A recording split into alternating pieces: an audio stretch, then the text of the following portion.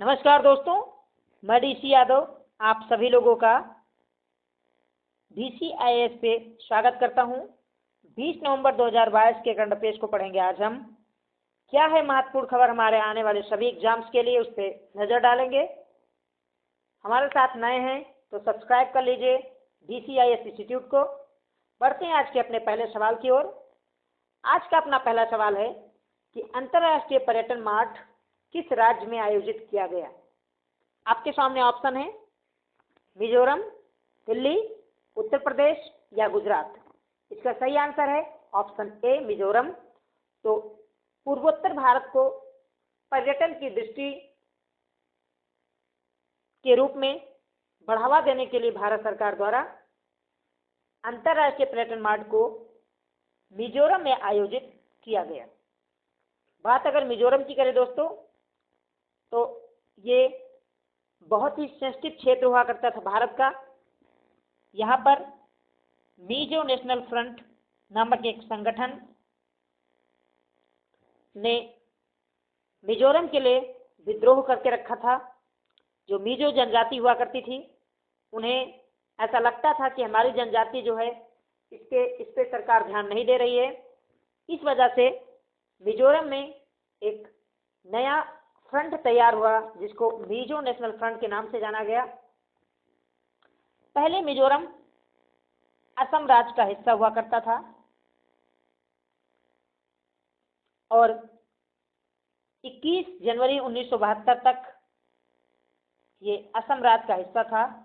21 जनवरी 1972 को भारत सरकार इसे यूनियन टेरिटरी यानी केंद्र शासित प्रदेश बना देती है और तत्पश्चात हम ये पाते हैं कि असम से मिजोरम अलग हो जाता है और बाद में 1976 में जो मिजो नेशनल फ्रंट होता है उसके साथ भारत सरकार समझौता करती है और तत्पश्चात भारत सरकार क्या करती है कि भारतीय संसद में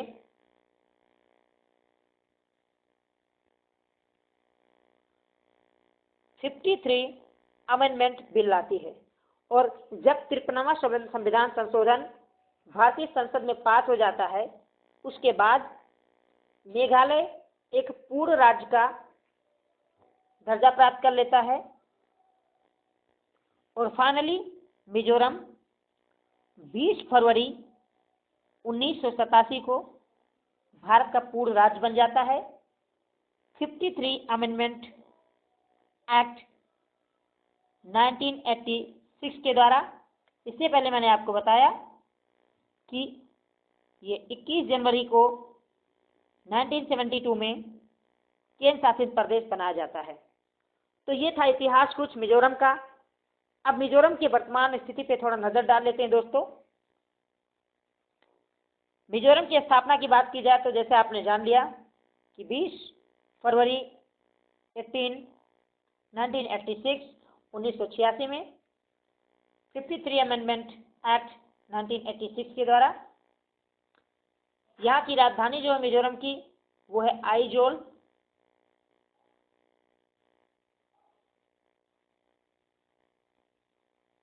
और जो मिजोरम के मुख्यमंत्री हैं वो हैं जोरामथंगा।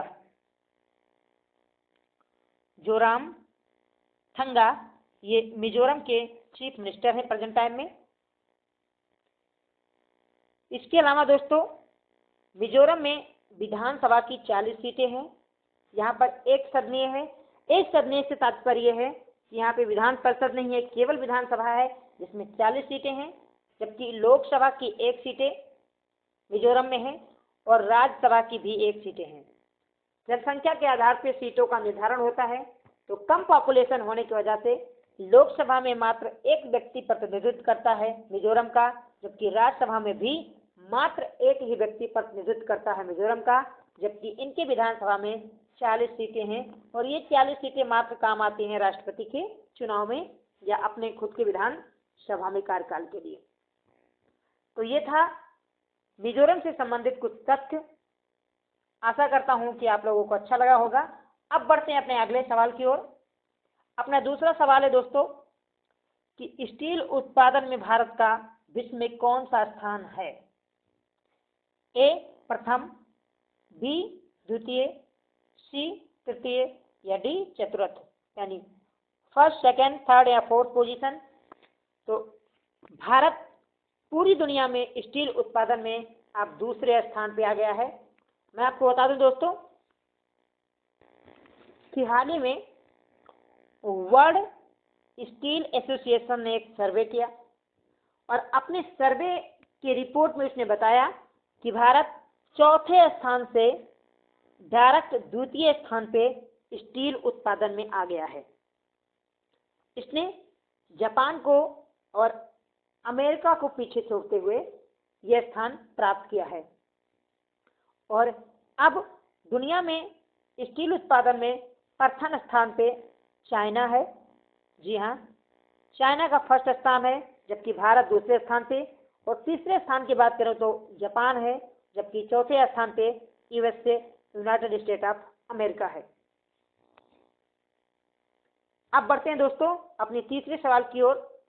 अपना तीसरा सवाल है कि अंतर्राष्ट्रीय पर्यवेक्षक के रूप में भारतीय चुनाव आयुक्त जो राजीव कुमार हैं, इन्हें किस देश में आमंत्रित किया गया है? ए नेपाल, बी भूटान, सी बांग्लादेश या डी श्रीलंका। इसका सही आंसर है दोस्तों ऑप्शन ए नेपाल। नेपाल में अंतर्राष्ट्रीय पर्यवेक्षक के तौर पे भारत के जो मुख्य चुनाव आयुक्त हैं राजीव कुमार जी, इन्हें नेपाल में आमंत्रित किया गया है, इसलिए इसका सही आंसर है ऑप्शन ए नेपाल। नेपाल को आप लोग जानते होंगे, नेपाल की राजधानी है काठमांडू, और काठमांडू आपको पता होगा कि जो सार्क है दक्षिण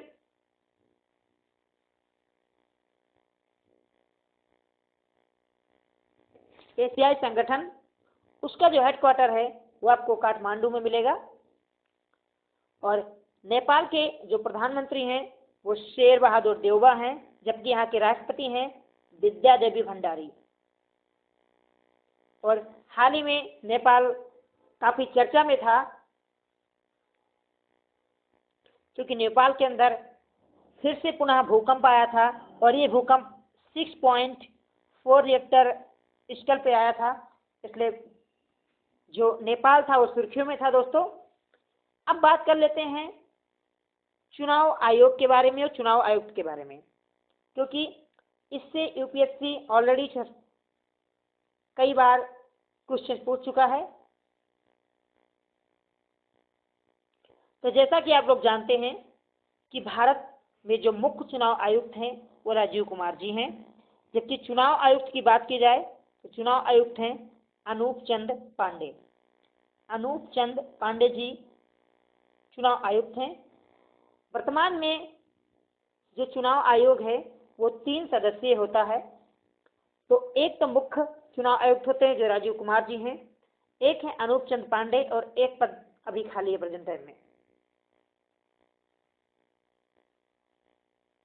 यानी कहने का तात्पर्य है कि 2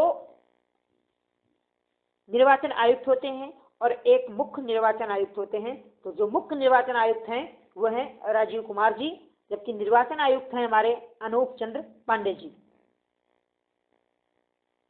जब चुनाव आयोग की स्थापना की गई 25 जनवरी 1950 को, तब ये एकल सदस्यीय हुआ करता था, यानी इसमें केवल एक ही चुनाव आयुक्त हुआ करते थे, एक से ज्यादा नहीं थे।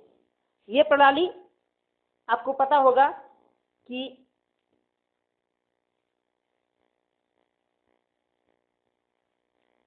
25 जनवरी 1950 को जब निर्वाचन आयोग की स्थापना हुई, तब से लेके 15 अक्टूबर 1989 तक चला, यानी 1989 तक केवल एक ही सदस्य संरचना थी चुनाव आयोग की। बाद में दोस्तों 16 अक्टूबर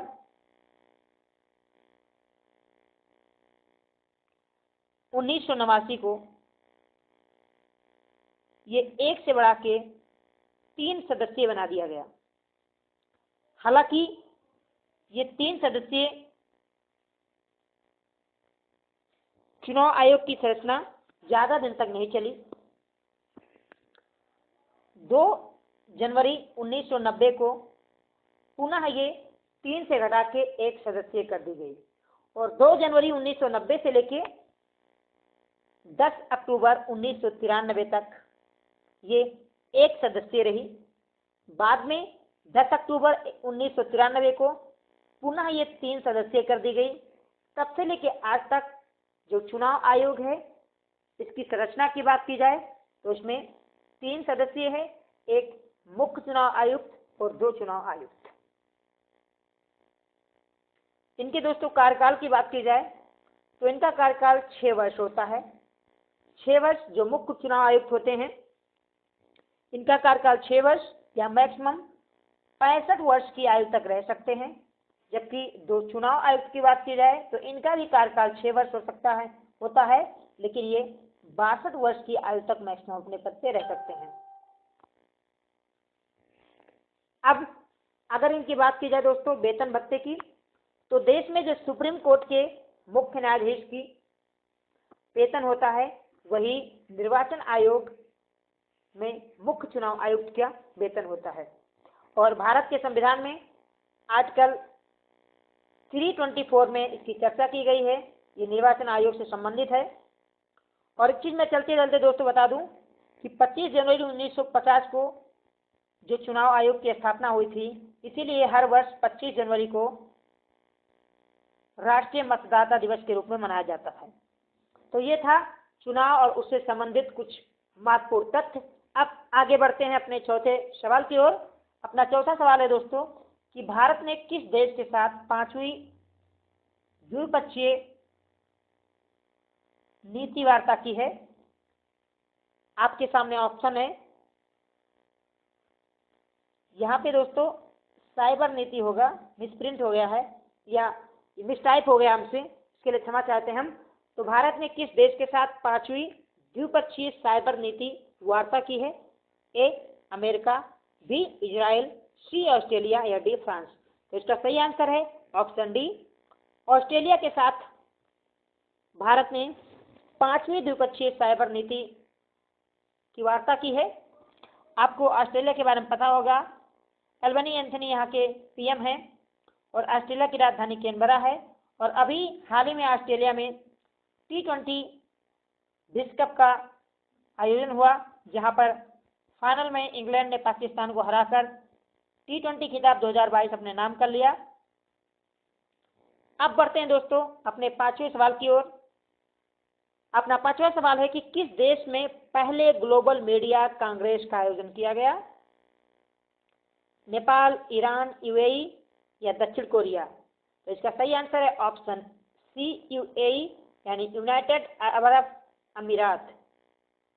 तो यूनाइटेड अरब अमीरात में ग्लोबल मीडिया कांग्रेस का आयोजन किया गया। इसकी राजधानी जो अबू धाबी है, वहां पे इसका आयोजन हुआ। अबू धाबी में आपको दोस्तों मिलेगा दुनिया की सबसे ऊंची बिल्डिंग बुर्ज खलीफा, जो वहां के शासक हुआ करते थे बादशाह, उनके नाम पे बनाई गई है। हाल ही में उनका निधन हो गया था और भारत सरकार ने उनके निधन पे गहरी शोक व्यक्त की थी और अपने देश का तिरंगा भी झुका दिया था। तो इसका सही आंसर है ऑप्शन सी, यूएई। और मैं आपको दोस्तों बता दूं कि जो अमेरिका है, व्यापार की दृष्टि से ये भारत का सबसे बड़ा पार्टनर है अमेरिका, दूसरा सबसे बड़ा पार्टनर है चाइना और तीसरा सबसे बड़ा जो पार्टनर है, बिजनेस पार्टनर भारत का, वो है यूएई। यानी व्यापार की दृष्टि से यूएई तीसरा ऐसा देश है जिसके साथ हम सबसे ज़्यादा व्यापार करते हैं। और रूस अब 5वें स्थान पे आ गया है। पूरी दुनिया भारत को देख रही है। इस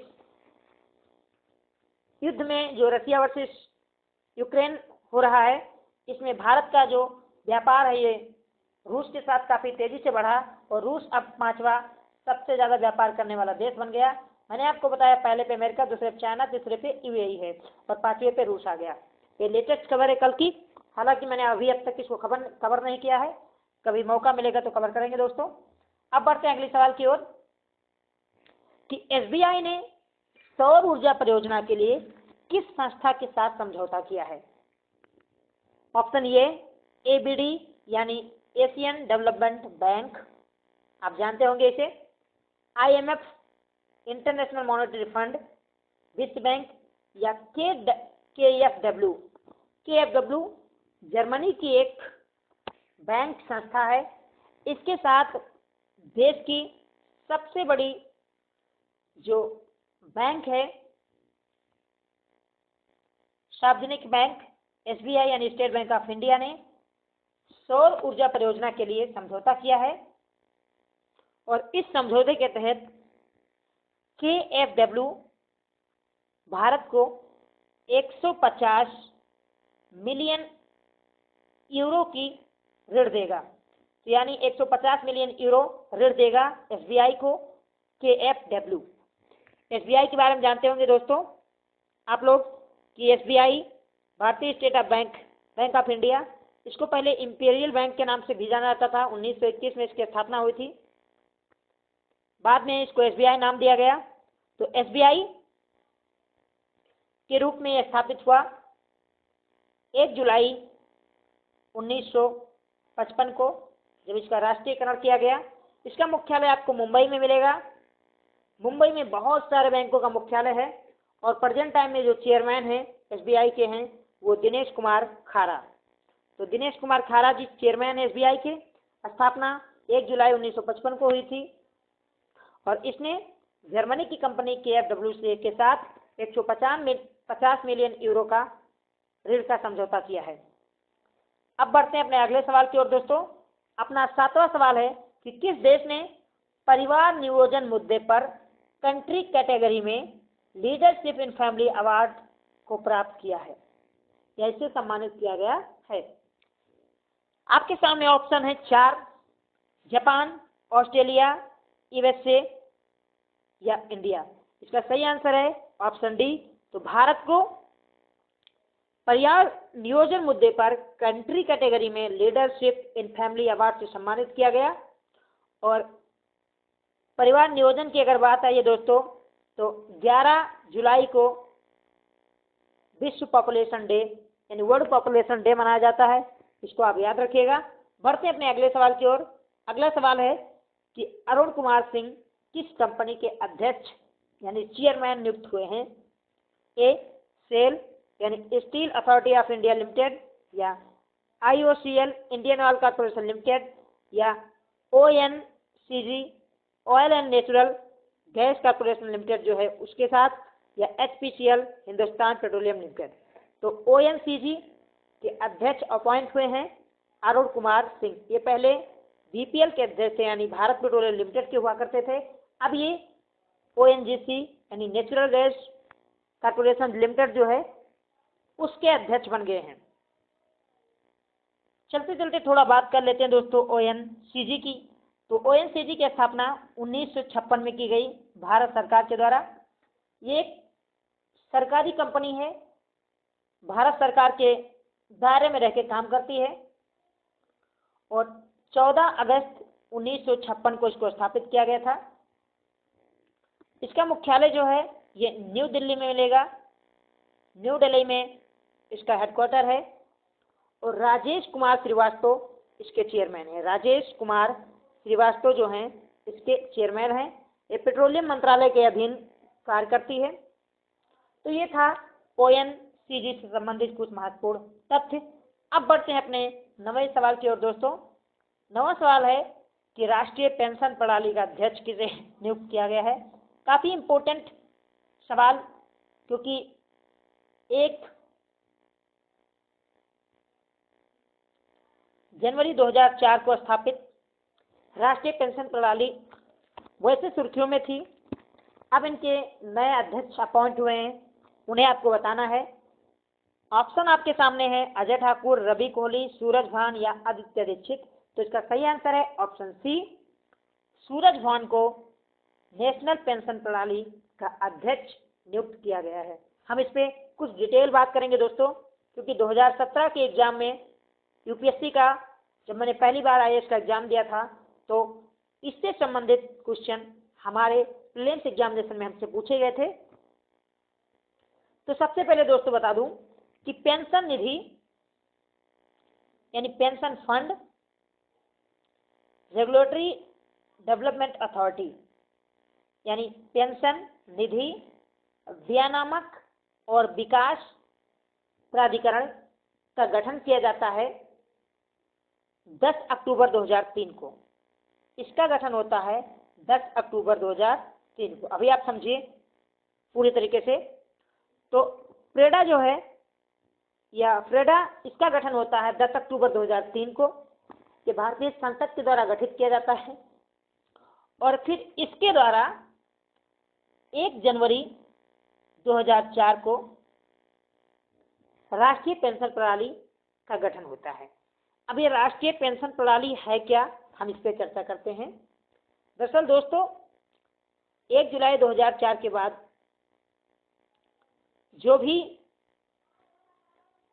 लोग सेवानिवृत्त होंगे उनको पेंशन का पूरा जितना होता है एक साथ दिया जाएगा। इसके लिए सरकार क्या चाहती है, पहले पेंशन देती थी मंथली। 1 जनवरी 2004 के पहले जितने लोग हैं उनको पेंशन मिलेगा, लेकिन इसके बाद जो लोग सेवानिवृत्त होते हैं उन्हें अब मंथली पेंशन नहीं दिया जाएगा, उनको सीधा एक साथ धन दे दिया जाएगा। उसका तात्पर्य यह है कि सरकार चाहती है जब आपको 10 लाख, 15 लाख, 20 लाख जो भी आपका बनता है, अगर एक साथ पूरा दे दिया जाता है तो आप कोई स्टार्टअप कर सकते हैं, आप कोई दुकान खोल सकते हैं, कोई आप शॉप खोल सकते हैं, बड़ी सी कोई बिजनेस कर सकते हैं।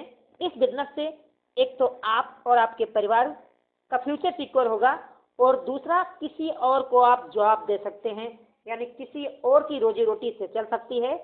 और इसे देखते हुए भारत सरकार ने अब पेंशन प्रणाली जो मंथली थी उसको खत्म करते हुए एक साथ जितना होता है धन आपको दे देगी। इसीलिए इसमें 1 जनवरी 2004 से परिवर्तन किए गए।